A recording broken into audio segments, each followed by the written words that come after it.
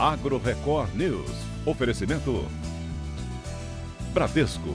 De ponta a ponta é com o Bradesco que o agro conta. Micro Essentials da Mosaic. NPS em grânulo único.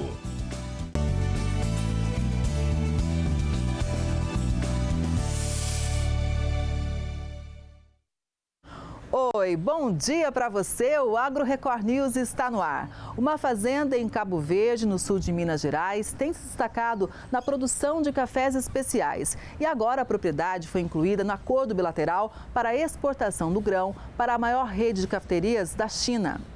Não é novidade para ninguém que o sul de Minas é referência na produção de cafés de excelência.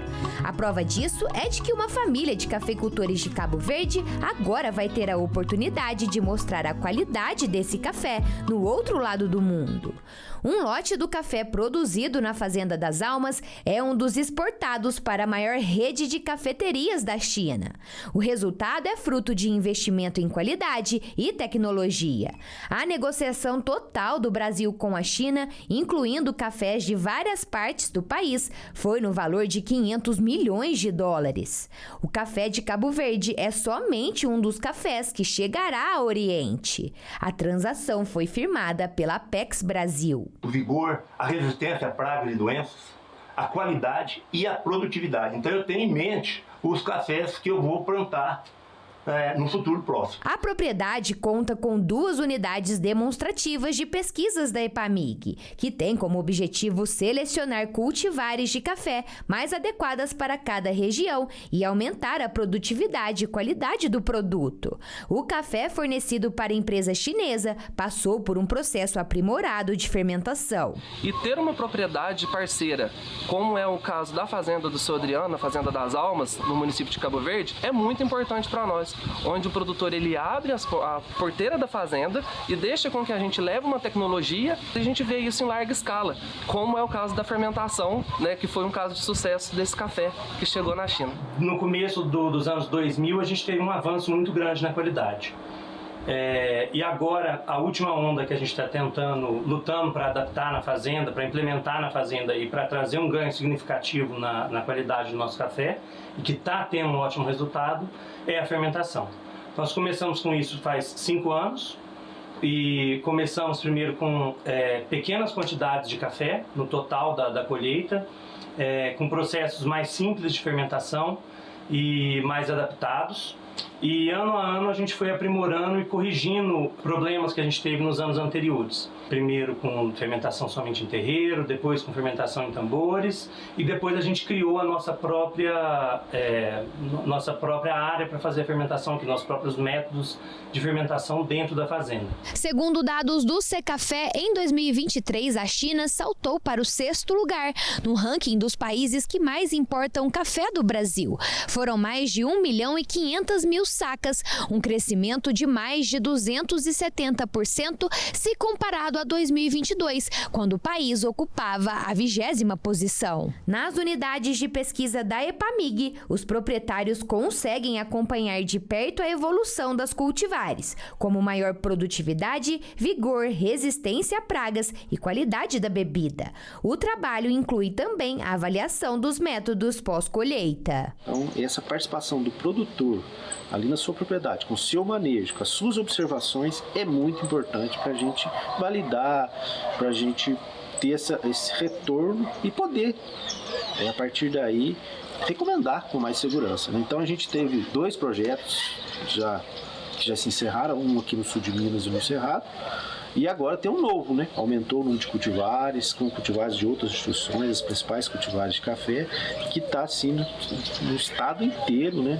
Então todas as regiões receberam essas unidades, crescendo, novas, né? Novos pedidos.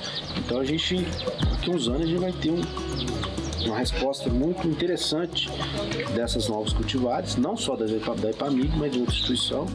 A produção de tomate em Goiás deve crescer 36% na safra 2024. A informação foi divulgada pelo IBGE. O levantamento sistemático da produção agrícola do IBGE mostra que Goiás deve alcançar a produção de 1,4 milhões de toneladas de tomate na safra 2024. A expectativa é de que o estado se mantenha em primeiro lugar na produção nacional do fruto, à frente de São Paulo e Minas Gerais. A área plantada também deve registrar crescimento, segundo o IBGE, e passar de pouco mais de 13 mil hectares na safra de 2023 para quase 15 mil hectares na safra atual. Aumento de 12,3%. A Agência Goiana de Defesa Agropecuária informou que no último dia 30 terminou o prazo para transplantio de mudas de tomates destinados à indústria e também tomate de mesa. A safra deve se desenvolver com um crescimento de quase 400 mil toneladas em comparação com a safra anterior, conforme expectativa do IBGE. Apesar da boa expectativa para o tomate no Centro-Oeste, em São Paulo, os preços estão caindo. Em Campinas, a queda foi de quase 10%. A intensificação da safra de inverno está derrubando os preços do tomate. A caixa do salada 3A no atacado de São Paulo fechou com média de R$ 70, um recuo de 4,1%. Em Belo Horizonte, Minas Gerais, a caixa foi vendida a R$ 62, queda de 3,7%. Em Campinas, no interior paulista, os valores chegaram a R$ 81, baixa de 9,5%. No atacado do Rio de Janeiro, os preços tiveram baixa de 5,4%, sendo comercializado por R$ 71. Os preços de venda do tomate deverão subir a partir do momento em que a maturação estiver um pouco mais controlada, quando as temperaturas caírem um pouco mais. A irrigação faz toda a diferença para a produção de hortaliças durante o ano e o uso de técnicas variadas garante a qualidade do alimento. A olericultura, que abrange a produção de legumes, vegetais e hortaliças, representa cerca de 20% do valor bruto da produção agropecuária, o VBP, e fatura aproximadamente R$ 269 milhões por ano. De acordo com a Conab, são cerca de 5 milhões de toneladas de hortaliças anualmente nas principais centrais de abastecimento do país. E muitos produtores só conseguem fornecer alimentos de qualidade porque utilizam sistemas de irrigação. Essa horta ocupa quase 1 hectare de uma fazenda que produz milho, soja, sorgo e girassol em Boa Esperança do Sul, no interior paulista. Com a falta de chuvas, parte das culturas produzidas na safrinha não resistiu. Mas a horta segue produzindo, graças à água que sai das mangueiras.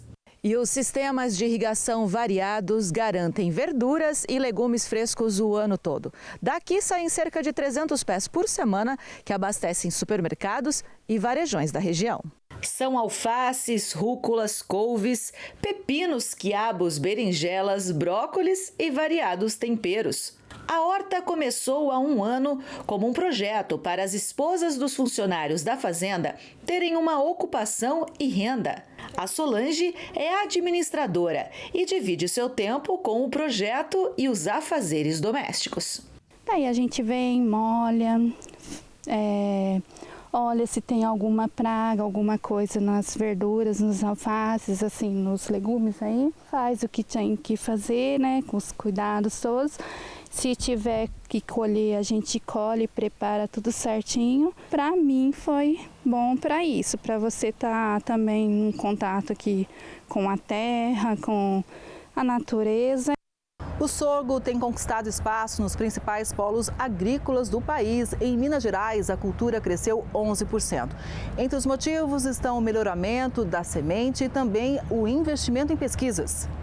Uma beleza de lavoura. Estamos presentes em um campo de produção de sementes de sorgo. Aqui na região noroeste de Minas, próxima à cidade de Paracatu, são 10 propriedades como essa, dedicadas à multiplicação do sorgo híbrido. É uma espécie de melhoramento genético feita em campo. São 1.600 hectares de plantações gigantes como essa. E olha que esse sorgo não é um sorgo comum. Depois de laboratório e campo, ele é ainda beneficiado.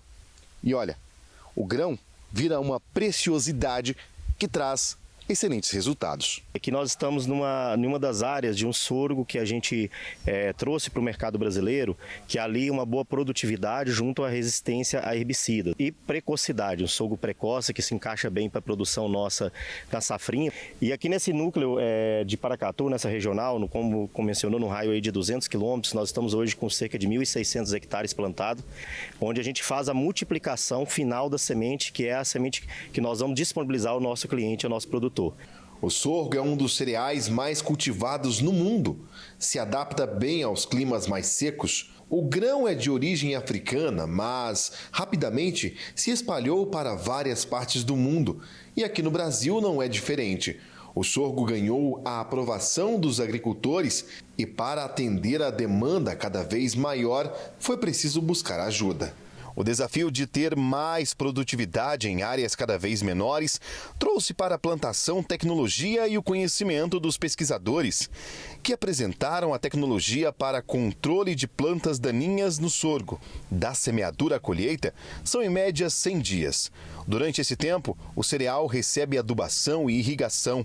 Para a gente produzir um sorgo híbrido, nós temos que fazer um cruzamento de duas linhagens puras, que são desenvolvidas no nosso departamento de pesquisa. Então a gente faz diversos testes para ver os possíveis casais, os possíveis cruzamentos que podem gerar híbridos com potencial produtivo e que traga o benefício que o produtor quer na semente final. E aqui nós já estamos na fase final, onde a gente faz efetivamente o cruzamento a campo.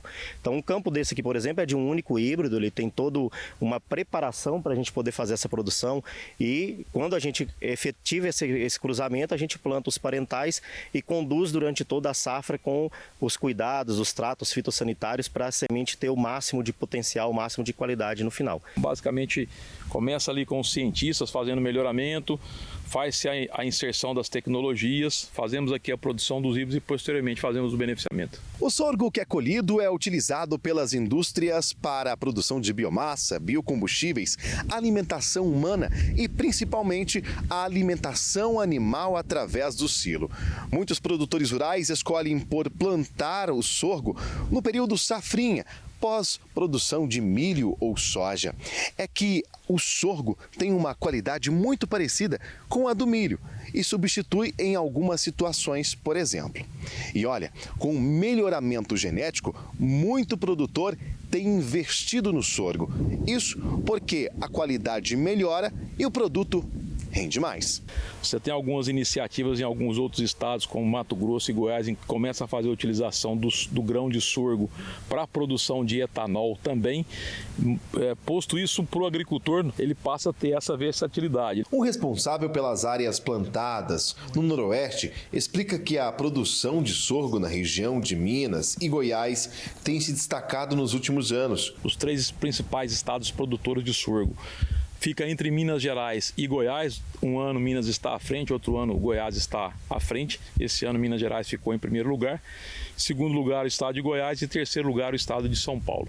Nessas 10 fazendas em Paracatu, os produtores já vão colher a safra. A expectativa é boa. Vamos fazer aí um comparativo, de uma área em que a gente plantou aí cerca de 8 a 10 quilos de semente. A gente consegue produzir no final aí algo em torno de 4.000 quilos de semente para ser disponibilizado. E esse daqui agrega, além do potencial de produção, também uma tecnologia de resistência a herbicidas, onde o produtor planta a lavoura, pode aplicar os herbicidas que são registrados para culturas, que são liberados, e aí a lavoura vai crescer limpa, sem a presença de plantas daninhas.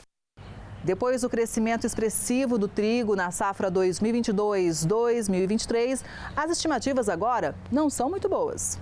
Do verdinho da planta em várias etapas do ciclo ao dourado no campo, que indica a etapa da colheita, a lavoura do trigo chama a atenção. O trigo moído na indústria vira farinha, vira matéria-prima para cosméticos. E o Eduardo conhece tudo sobre este cultivo. Ele é engenheiro agrônomo, produtor na região de Araguari e atual presidente da Associação dos Triticultores do Estado de Minas Gerais, a Atrieng. O trigo, nós temos que considerar em 2 situações hoje no Cerrado.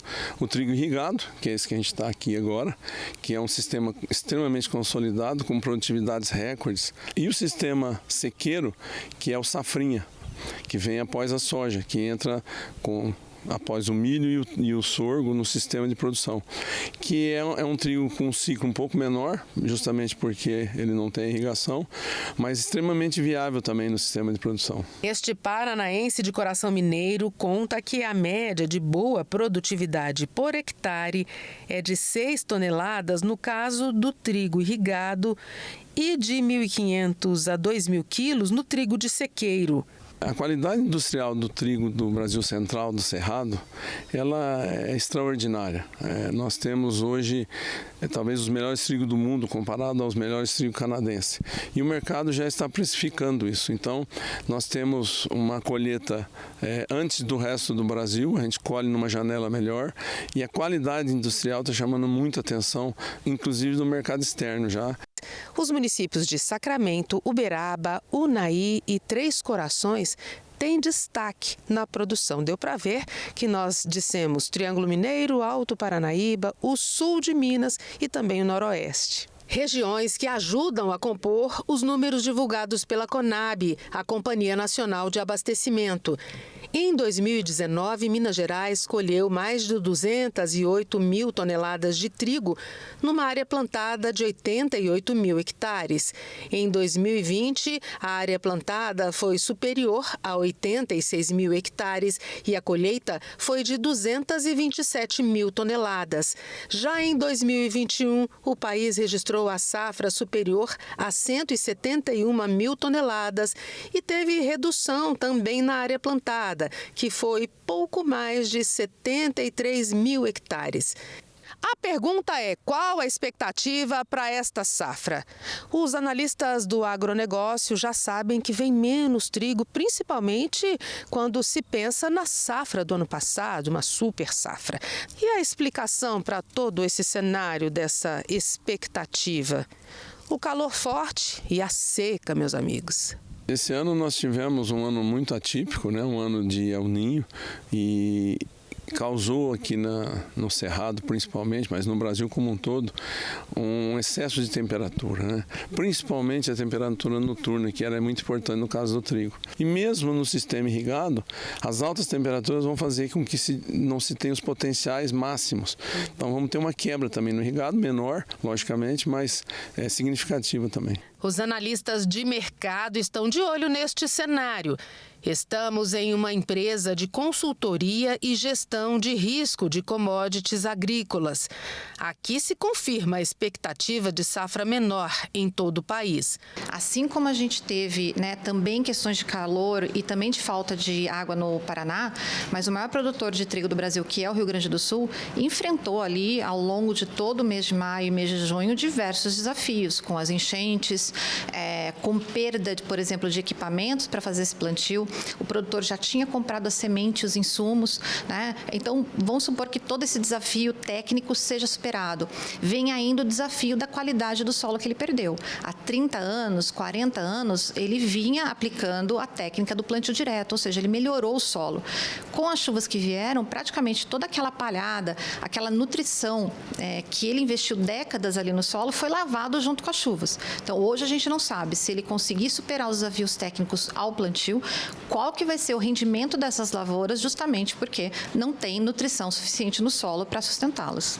De acordo com a Conab, a Companhia Nacional de Abastecimento, estima-se que em 2024 o país vai consumir 12 milhões e meio de toneladas de trigo, necessitando importar 6 milhões de toneladas.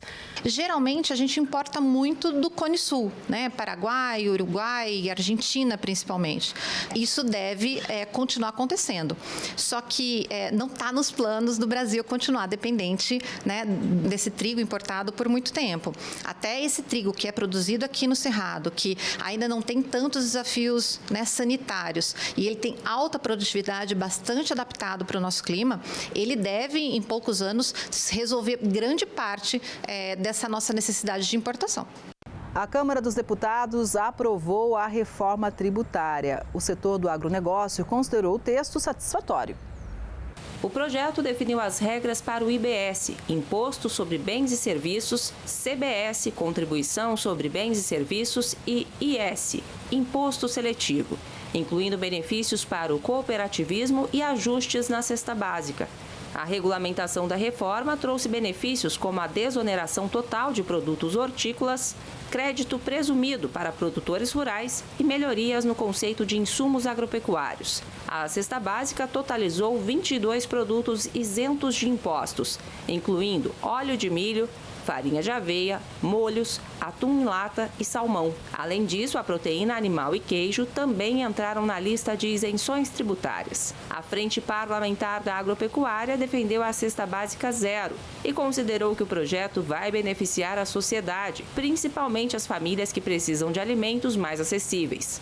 O setor agropecuário enfatizou também o atendimento ao ato cooperado, garantindo isenção tributária para essa atividade. O adequado tratamento ao ato cooperativo e suas relações entre cooperados e cooperativas e entre próprias cooperativas também foi acatado e ajustado ao longo do texto. Inclusão de proteínas animais, as carnes, na cesta básica irão garantir o acesso à população brasileira dessas proteínas importantes na alimentação de uma maneira barata e competitiva. E isso faz reflexos positivos para acesso de alimentos a todos os brasileiros. Outros itens, como a gradação da tributação do imposto seletivo, chamado imposto do pecado, de acordo com o teor alcoólico, vai fazer com que a tributação também tenha impactos diferentes entre bebidas fermentadas e bebidas destiladas. Então foram vários aperfeiçoamentos técnicos que garantiram a evolução desse texto no sentido de colaborar, contribuir e favorecer a competitividade dos produtos agropecuários brasileiros frente aos principais produtos produzidos nos países concorrentes a nós. A exportação brasileira de soja cresceu no primeiro semestre. A China ajudou a elevar as vendas. O último relatório divulgado pelo IMEA, Instituto Mato Grossense de Economia Agropecuária, aponta um aumento de 1,47% na venda de soja para o exterior. No acumulado de janeiro a junho deste ano foram exportados 64 milhões de toneladas, uma alta de pouco mais de 2% se comparado ao mesmo período de 2023. A principal impulsionadora desse crescimento foi a China, que comprou 46 milhões de toneladas no primeiro semestre. Na contramão desse crescimento, o Mato Grosso exportou menos em 2024, uma queda significativa de 8% em relação ao mesmo período do ano passado. A explicação está na redução de 13,84% na safra 2023-2024 e uma maior demanda interna pela oleaginosa. A Associação Brasileira de Proteína Animal divulgou um balanço bem positivo em relação à exportação de carne de frango. A média de exportações brasileiras de carne de frango, considerando todos os produtos entre in natura e processados, indica resultados positivos para o ano de 2024. Segundo análise divulgada pela Associação Brasileira de Proteína Animal, a ABPA, a média das exportações registradas neste ano foi de 431.400 toneladas, número 0,8% superior ao registrado na média dos 12 meses do ano passado. O total do ano passado teve uma média de 328 mil toneladas por mês e agora nós estamos com média de mais de 330 mil toneladas mensais. Isso indica que deve ser confirmada a previsão da BPA de crescimento nas exportações de 2024, mantendo o Brasil como o maior exportador. Para o mês de junho, as exportações registraram leve queda. Nesse mês de junho, fizemos 435,9 mil toneladas exportadas com uma receita cambial de 793,6 milhões de dólares. Quando olhados os números isoladamente, comparados com o mesmo mês do ano passado, eles são um pouquinho inferiores. Mas, como falei, a média que vem vindo das exportações do primeiros 6 meses do ano, ela é positiva e maior do que foi no ano passado. De acordo com o levantamento, a China segue como principal destino das exportações da carne de frango do Brasil. No primeiro semestre, o gigante asiático importou 276.100 toneladas. E os principais destinos foram a China, como maior comprador, embora descendo um pouco na sua compra, ainda são volumes bastante importantes, acima de 270 mil toneladas, seguidas do Emirados Árabes Unidos, do Japão e da Arábia Saudita. e mostrando que o Brasil tem uma capilaridade de mercados que possibilita, às vezes, com variações pequenas, como essa que a gente teve na China, distribuir a sua exportação nos demais de 150 países que nós vendemos, mantendo estabilidade e sustentabilidade nesse negócio de exportação de carne de frango, ajudando e cooperando na segurança alimentar do mundo.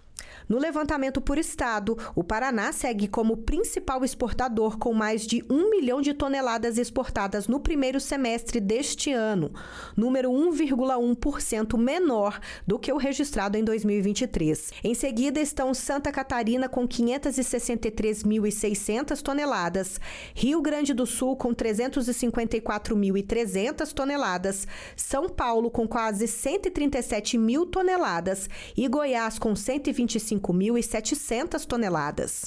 Agora eu tenho um recado da Mosaic para você, produtor, que está assistindo ao Agro Record News. Como você mede o desempenho da lavoura? Acompanhando a performance ao longo do ciclo. E performance de alto nível é com a Micro Essentials, o fertilizante com NPS em um único grânulo da Mosaic, que aporta na mesma aplicação nitrogênio amoniacal decisivo para o desenvolvimento das plantas, fósforo de alta solubilidade para raízes robustas e frutos cheios e 2 formas de enxofre que auxiliam na fixação do nitrogênio e são disponibilizadas conforme a necessidade das plantas. Nutrição uniforme e mais resultados na colheita. Fertilizantes com NPS em um único grânulo é Micro Essentials da Mosaic. Performance no mais alto nível. Saiba mais no QR Code na tela ou acesse nutriçãodesafras.com.br. E as exportações do agro paulista apresentaram bons resultados no primeiro semestre de 2024. De janeiro a junho, as exportações no setor do agronegócio paulista aumentaram 8,9%. As importações cresceram pouco mais de 7%, gerando um superávit de 11 bilhões e 220 milhões de dólares. O levantamento do Instituto de Economia Agrícola, vinculado à Secretaria de Agricultura e Abastecimento de São Paulo, aponta que a participação do agro paulista no total do estado, no acumulado até junho, foi de 42%. Os principais grupos de exportação foram o complexo sucroalcooleiro, produtos florestais, complexo soja, carnes e sucos. Juntos, os grupos representam 78% das vendas externas setoriais paulistas. Os maiores compradores foram China, União Europeia e Estados Unidos. No Brasil, a balança comercial do agronegócio registrou um superávit de 72 bilhões de dólares no período, uma redução de 2% em relação ao primeiro semestre de 2023. Já a exportação brasileira de arroz registrou queda no primeiro semestre. As vendas externas totalizaram 556 mil toneladas entre janeiro e junho. Os números fornecidos pela Associação Brasileira da Indústria do Arroz, ABIRROZ, apontam um recuo de 31% em volume em relação ao período anterior. Apesar da retração nas exportações do arroz em casca, o Brasil registrou um aumento de 16% nas vendas do arroz beneficiado. Por outro lado, o Brasil importou 11% mais arroz no primeiro semestre, atingindo o volume de 813 mil toneladas. Para os especialistas, as enchentes que devastaram o Rio Grande do Sul, principal estado produtor do grão no Brasil, prejudicaram significativamente a infraestrutura e a logística, fatores que impactaram fortemente os resultados das exportações brasileiras. O baixo nível dos rios preocupa em Rondônia. A navegação noturna está até suspensa no Rio Madeira e a pesca fica prejudicada. Ouro Preto do Oeste, no interior do estado, pode registrar falta de água nos próximos meses.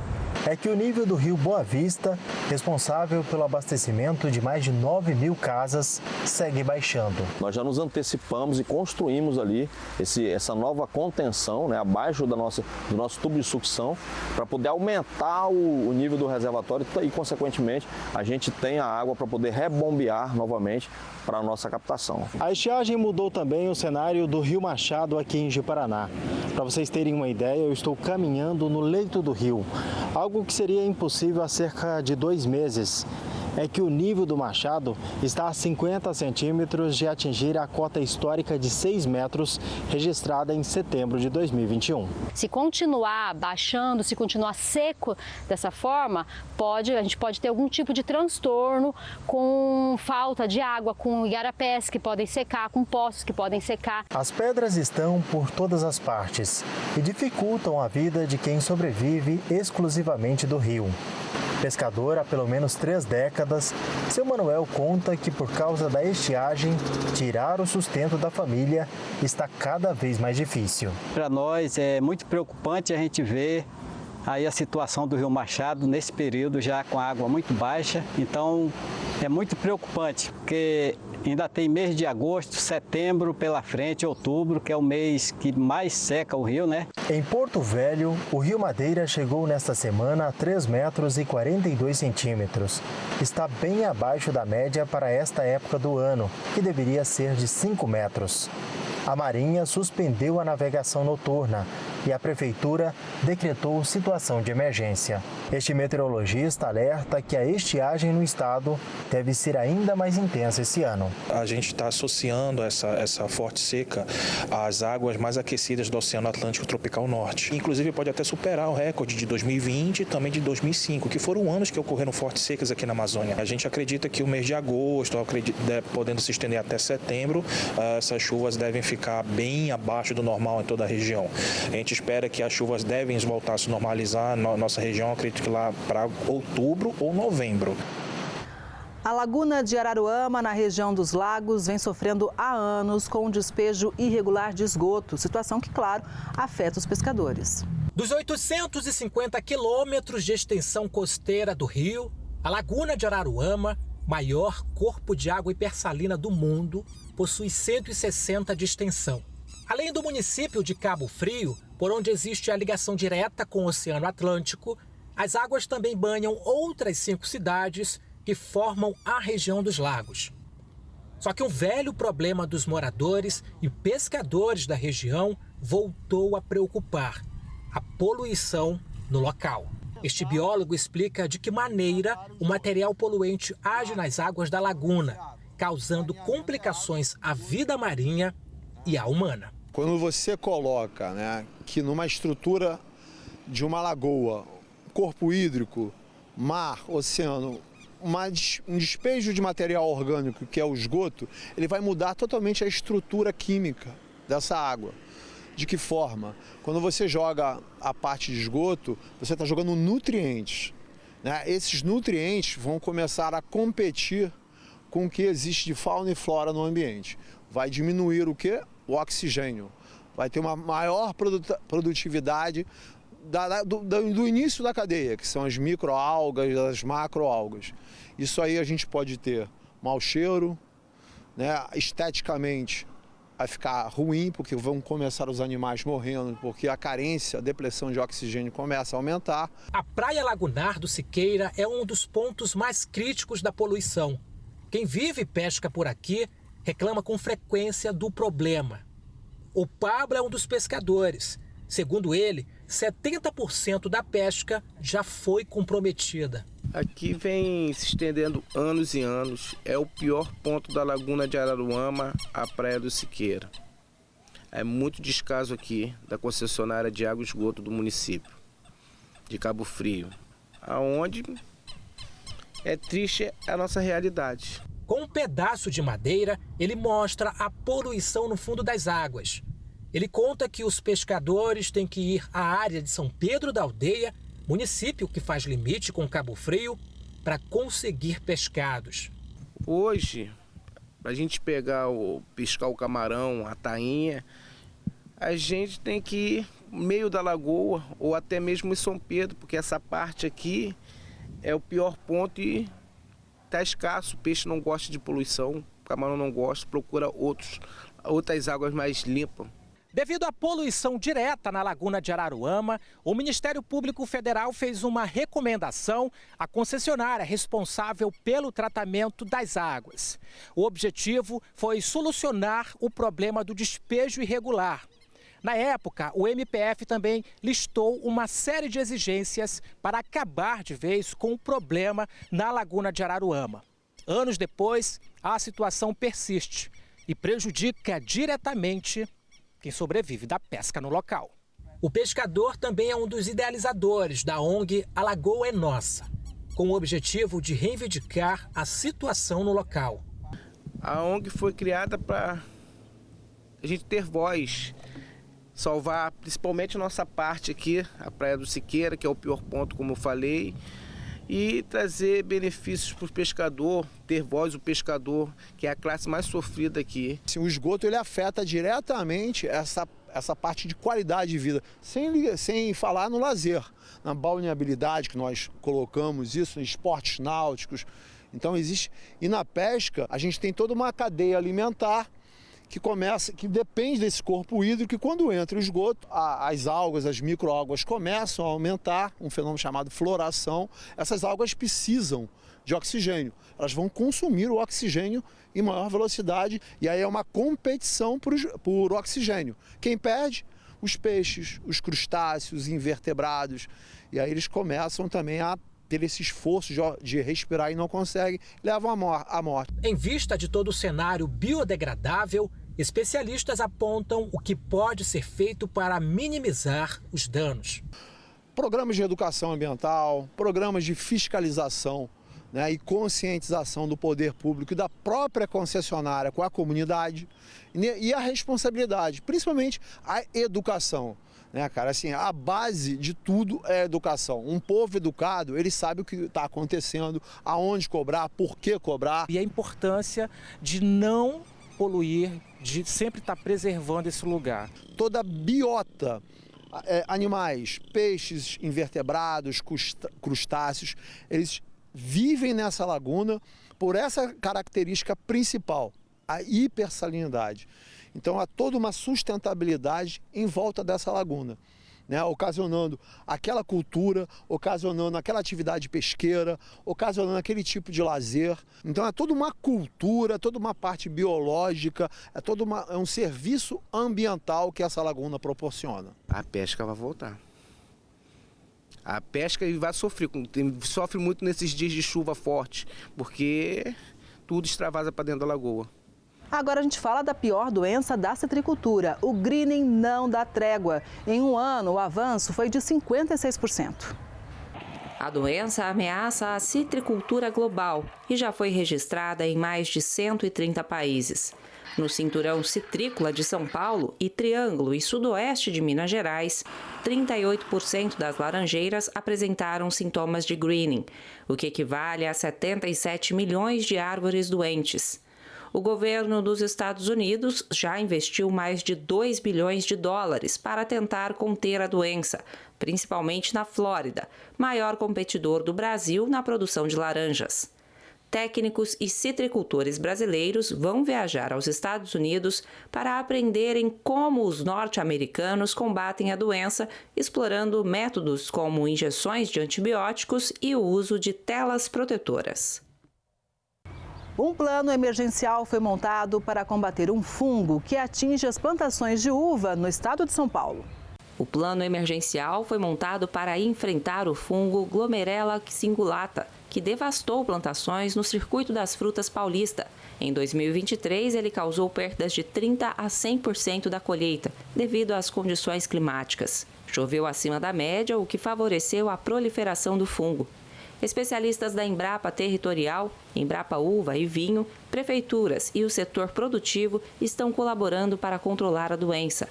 As amostras vão ser analisadas por um laboratório da Embrapa em Bento Gonçalves. O plano de controle inclui visitas às propriedades para coletar amostras e testar a eficácia das medidas de combate. Os pesquisadores enfatizam que precisam atuar em pelo menos 2 safras para obterem resultados eficazes. Os produtores relatam que a crise não afeta só a produção, mas também o turismo rural e eventos tradicionais, como a Festa da Uva de Jundiaí.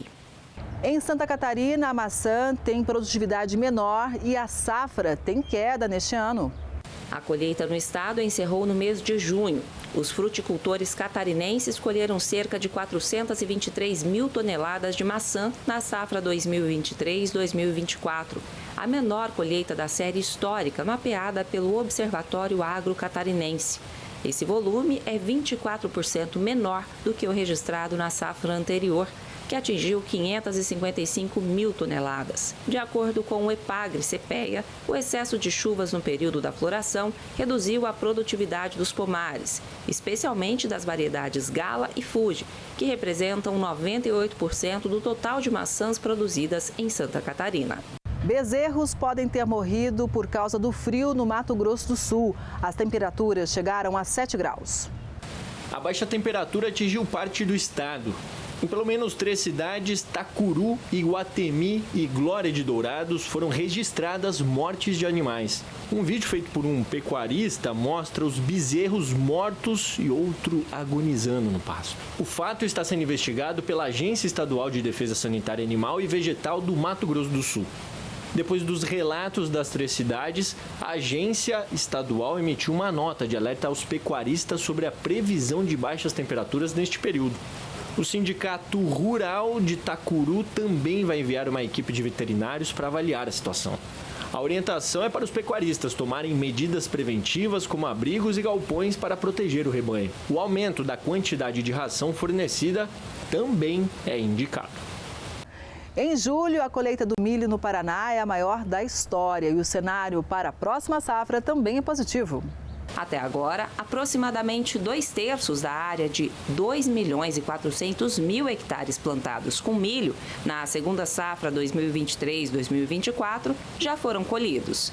Do que ainda resta, 93% já estão em condições de colheita ou bem próximo disso. Esse percentual já é o maior registrado para o mês de julho na história. As informações foram divulgadas no Boletim de Conjuntura Agropecuária referente à semana de 5 a 11 deste mês, produzido pelo Departamento de Economia Rural da Secretaria de Estado da Agricultura e do Abastecimento do Paraná, DERAL. A safra 2024-2025 deve começar em agosto e os produtores estão animados. A queda nos preços dos fertilizantes, defensivos e sementes vai ajudar a puxar para baixo os valores de implementação das lavouras. O custo de produção médio levantado pelo DERAL em maio deste ano para a primeira safra de milho aponta uma redução de 8% em comparação com o mesmo mês de 2023. Além disso, o preço de venda atual da saca de 60 quilos está em torno de R$ 50, apresentando uma alta aproximada de 5% em relação ao ano passado. A perspectiva da produção de milho no Paraná é muito boa, porque nós temos um bom clima, temos regiões onde se planta a primeira safra de milho, nas regiões mais altas, e também temos regiões que são possíveis de serem cultivadas com a segunda safra. Além do eixo exportador via Paranaguá, temos grandes cooperativas e grandes indústrias que consomem o nosso milho aqui. O milho no Paraná será o maior volume de produção no futuro. Muito breve isso vai acontecer. Um queijo de 60 quilos foi produzido na Expo Queijo em Minas Gerais, mas o consumo dele, sabe quando vai acontecer? Só na próxima edição do evento, em 2025. Estamos na Fazenda Sonata, uma das maiores queijarias do Alto Paranaíba e que fica a 26 quilômetros de Araxá. Por dia são produzidos 250 queijos por aqui. Mas hoje uma força-tarefa foi montada com um propósito específico: produzir o maior queijo artesanal da região de Araxá. A primeira fase do processo começa no curral. O processo é a higienização dos tetos, secagem, que é o pré-dip, secagem, aí vem com a ordenha. Após acabar a ordenha da vaca, passa o pós-dip, seria o iodo, aí libera a vaca. Em seguida, o leite vai para a queijaria e recebe o pingo para ter o ponto de corte ideal. O maquinário ajuda na mistura, mas o processo continua sendo artesanal. Para produzir o queijão, foram gastos 500 litros de leite. Aqui agora nós estamos no período de corte e preparação da massa, para a gente começar a produção do queijo. O processo é o mesmo usado no queijo normal, porém o desafio é o tamanho do queijo que a gente vai fazer. Então a gente vai ter que secar mais a massa um pouquinho no início para ele dar uma maturação legal. O movimento com as mãos é feito para deixar o grão da massa menor para chegar no ponto ideal para esse tipo de queijo. Na próxima etapa, começa o processo de dessoragem, que é quando é retirado o excesso de soro da massa. Depois, a massa é enrolada no pano para extrair o que sobrou do soro. E nessa parte, a montagem já vai sendo feita dentro da forma do queijão. Com a estrutura pronta, é preciso ter muito cuidado para não quebrar a massa. Nossa, a expectativa foi ótima e graças a Deus deu tudo muito certo, né? A gente estava meio apreensivo para ver como é que ia ser o processo, ver se a gente ia conseguir realmente, e graças a Deus foi um sucesso. A produção do queijão durou cerca de 1 hora. Com a iguaria pronta, começa o processo de maturação. Trabalho longo e que precisa de atenção. Agora é aquele cuidado, né? Todas as pessoas envolvidas na queijaria no dia a dia, hoje juntamos várias mãos aqui para poder fazer, tá bem fácil e gostoso. Agora realmente é um desafio da queijaria poder cuidar dele, né? Por 1 ano ou mais, a gente não sabe exatamente quanto tempo vai ser, acreditamos que deve ser 1 ano, então é aquela história toda, né, de juntar as pessoas que estão aqui girando e com muito cuidado, né, porque a chance dele quebrar ou, enfim, rachar é muito grande, realmente o desafio é gigante. Ele é um queijo de leite cru, né, as vacas girolando, pastagem natural e um suplemento no coxo, né, então ele é para ser um queijo de uma textura macia, um sabor suave. Vamos aguardar a partir para a gente ver mais detalhes que pode aparecer. Porque o queijo é vivo, né? Ele vai mostrando ali a cara durante o tempo de maturação. Vamos ver como é que vai ser esse processo agora. O queijo foi pesado no 4º dia de maturação e ficou com 60 quilos. Mas durante o processo ele perde bastante peso.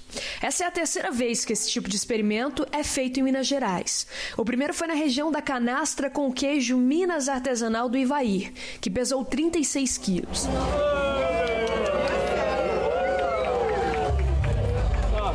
E o segundo foi produzido na Serra da Mantiqueira com 130 quilos. Queijo é um alimento vivo. Se você faz um queijo com 500 gramas, com 1 quilo, 5 quilos, 10 quilos, cada um vai ter um sabor, uma característica lá, né? A experiência que a gente tem com Canastra Imperial, ele foi um queijo que ele chegou a cristalizar. Ele tinha pontos cristais e muita manteiga ao centro. A casca um pouco mais salgada e dentro bem mais doce. Foi uma experiência incrível. Esse projeto, o desafio maior que a gente tem no processo de produção é que, obviamente, a gente precisa manter a característica daquele queijo, a gente não pode descaracterizar, e, ao mesmo tempo, a gente tem que entender que é um queijo que precisa levar tempo para maturar. A expectativa é de que o queijo fique nessa sala de maturação por 365 dias. E só no próximo ano, na 5ª edição da Araxá International Cheese Awards, que a gente vai conseguir conhecer o sabor do maior queijo Minas artesanal produzido na região de Araxá. É uma peça que a gente ama tanto, né? Um produto que a gente ama tanto no coração do mineiro, e daí você faz um grandão, é bem gostoso. Que o cacau é a matéria-prima para o chocolate, todo mundo sabe, né? Mas agora uma pesquisa vai descobrir quais são os benefícios dele para a nossa saúde. Longe das indústrias, no meio da floresta amazônica, o cacau é fonte de renda e de saúde. Estamos na Ilha do Combu, a cerca de 15 minutos de Belém, em uma travessia de lancha. É onde mora a Dona Nena, que descobriu na plantação de cacau um mercado promissor. No terreno de 7 hectares, ela divide a moradia com um polo de produção artesanal. O cacau é um carro-chefe e movimenta toda a comunidade. Para a gente garantir essa produção, hoje a gente agrega também alguns produtores da própria comunidade que estão entregando para a gente. Hoje a gente está até começando a comprar o fruto, né, para a gente ter a garantia dessa qualidade. Todo o processo produtivo requer a participação de uma equipe alinhada, que faz tudo manualmente. Daqui saem produtos naturais, sem processamentos químicos. Cacau mais saudável para a saúde, porque ele concentra os polifenóis, o magnésio, que ajuda no vaso broncodilatador, né?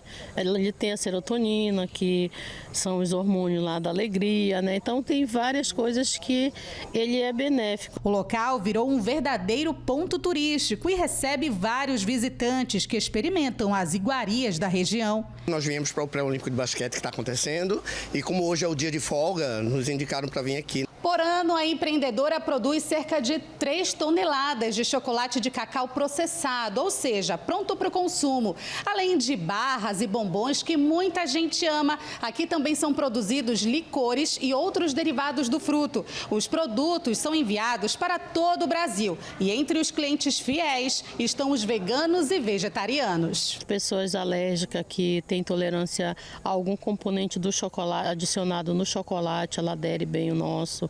Então a gente tem esse público. O Pará é o maior produtor de cacau do Brasil, responsável por mais de 50% da produção nacional, segundo o IBGE. Uma pesquisa desenvolvida no estado quer descobrir os benefícios do fruto cultivado em solo paraense. De acordo com as pesquisadoras, o fruto pode ter ação preventiva a doenças como diabetes, câncer e Alzheimer. Porque eles são compostos antioxidantes, que a gente chama.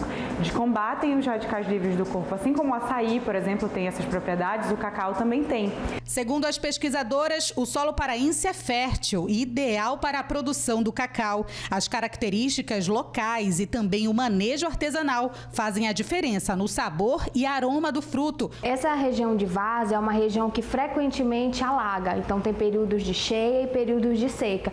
Então isso faz com que o solo seja um solo diferenciado, um solo rico em nutrientes, e esses nutrientes influenciam no fruto e nas amêndoas do cacau. É a natureza que gera saúde, economia e o estímulo ao cuidado com o meio ambiente. Mostrando, para os nossos vizinhos, para o pessoal que vive na floresta, que a floresta oferece muitas oportunidades. Em um ano, o preço do azeite aumentou quase 50% aqui no Brasil. E a explicação para isso vem de longe. Na casa da Dona Maria, o azeite é para cozinhar e também para temperar. O azeite eu sempre uso muito para o ovo, para salada, no bife, até na carne de porco eu ponho. Além de gostar do sabor, a aposentada tem recomendação médica para consumir o azeite. O problema é que manter o produto sempre na mesa está caro, cada vez mais caro.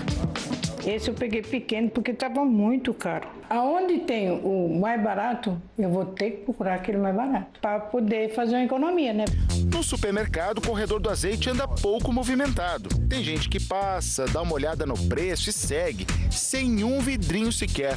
Elas estão levando menos, elas estão consumindo menos porque elas se assustam com o preço. Então elas falam assim, não, agora é só um pinguinho, porque só para dar um gostinho. Entre maio do ano passado e maio deste ano, o preço do azeite no Brasil subiu, em média, 49%. 12 vezes a mais do que a inflação geral do mesmo período, que foi de 4%. Hoje, é difícil encontrar na prateleira um azeite extra virgem de 500 ml, que custe menos do que R$50. Motivo de reclamação generalizada, e com razão. Tem deixado de levar. No preço que está, sem chance. Muito caro, subiu demais, não tem condições. O azeite encareceu não foi só no Brasil, não. Lá na Europa, onde estão os maiores produtores do azeite de oliva, o preço também subiu e não deve baixar tão cedo. A correspondente em Portugal, Ana Paula Gomes, explica o porquê. Já não é de hoje que o azeite passou a ser artigo de luxo nos supermercados. Nos últimos anos, o calor recorde e a seca histórica que atingem a Europa tem afetado em cheio o preço do produto em todo o mundo. A Espanha, o maior produtor de azeite do mundo, registrou nos últimos 4 anos quebra na safra por causa das altas temperaturas. Em todo o continente europeu, a queda na produção nos últimos 2 anos chegou aos 20%. No ano passado, por exemplo, as temperaturas na Europa passaram dos 40 graus. O forte calor atingiu as oliveiras, levando muitas árvores à morte. Com a queda na produção e a alta demanda, o preço do azeite segue subindo. O maior fornecedor do Brasil é Portugal, que envia mais de 50% de gorduras e óleos vegetais. Aqui em Portugal, dos produtos da cesta básica, o azeite foi o que registrou o maior aumento no último ano. Em maio de 2023, o custo da garrafa do produto era de €7, mais de R$40. Hoje, o valor já passa dos €11. mais de R$ 65. Mas como os portugueses não dispensam o azeite em pratos como o tradicional bacalhau, a saída tem sido pesquisar, já que a previsão em toda a Europa é de mais um verão com temperaturas recordes. Viu só, dona Maria? A explicação vem de longe e cada um vai se adaptando como pode. Eu não sei como é que um pai de família vive. 4, 5 filhos e ganha um salário mínimo, aí fica mais difícil ainda. A tecnologia está cada vez mais presente no campo e até a parte administrativa começa o processo de digitalização. Um exemplo vem do Mato Grosso do Sul. O agronegócio brasileiro já utiliza máquinas altamente tecnológicas há muito tempo. Mas agora a tecnologia também pode ser usada para facilitar os processos administrativos. E a comercialização digital é uma delas. Um exemplo é a plataforma Grão Direto, um aplicativo utilizado por esta empresa de originação, processamento e nutrição animal e humana. É uma plataforma de comercialização de grãos, onde o produtor, logo de manhã, ele tem todas as informações de mercado, logo ali no celular dele, ele tem preços de soja, ele tem preços de insumos e por essa plataforma ele consegue também fechar o seu negócio, sempre pensando em aproveitar o momento do mercado, aproveitar o melhor momento onde ele consegue diminuir os custos deles e aproveitar sempre o melhor preço do dia.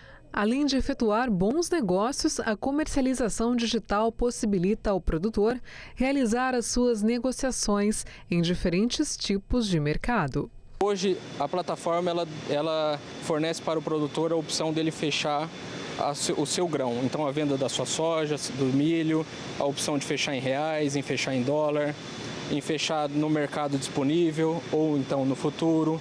E num futuro muito próximo ele vai ter a opção de fazer a compra dos seus insumos até mesmo pela plataforma. Então pensando que ele vai poder colocar a soja dele à venda e efetuar a troca por esses insumos.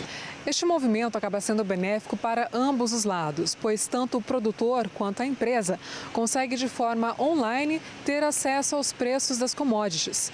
Tudo isso na palma da mão e em tempo real. Além dele ter os preços atualizados momentaneamente durante o pregão de mercado, porque nós estamos falando de uma commodity, então ela varia durante o dia, ele tem todas as informações e as tendências de mercado.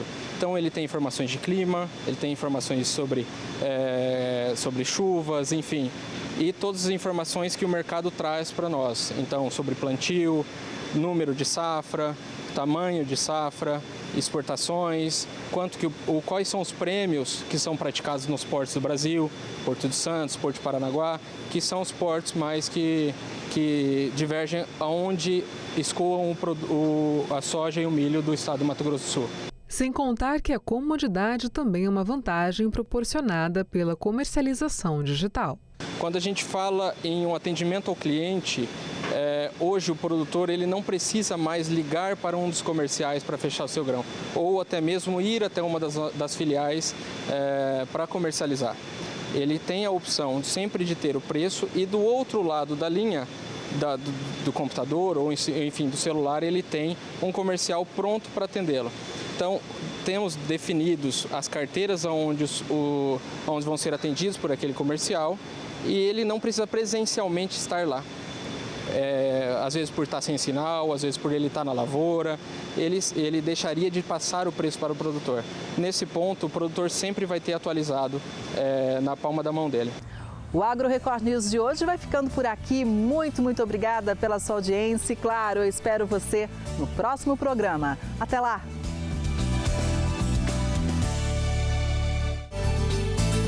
Agro Record News. Oferecimento Bradesco. De ponta a ponta é com o Bradesco que o agro conta. Micro Essentials da Mosaic. NPS em grânulo único.